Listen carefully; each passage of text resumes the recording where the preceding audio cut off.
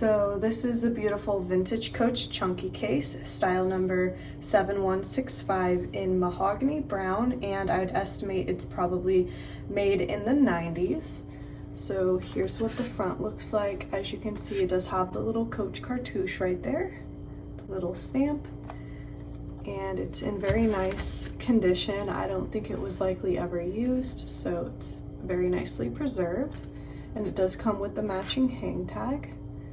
So here's what the other side looks like, and here's the top. It does have a zip closure, and then when you unzip it, this is what the inside looks like. It has this blue and white tick pattern on the inside, and it has a little creed, but it doesn't have a serial number.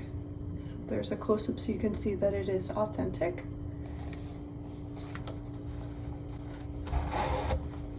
So that's the chunky case. It is available in our Etsy store if you want to check it out further. I will, as always, link it below. But otherwise, thanks for watching and take care.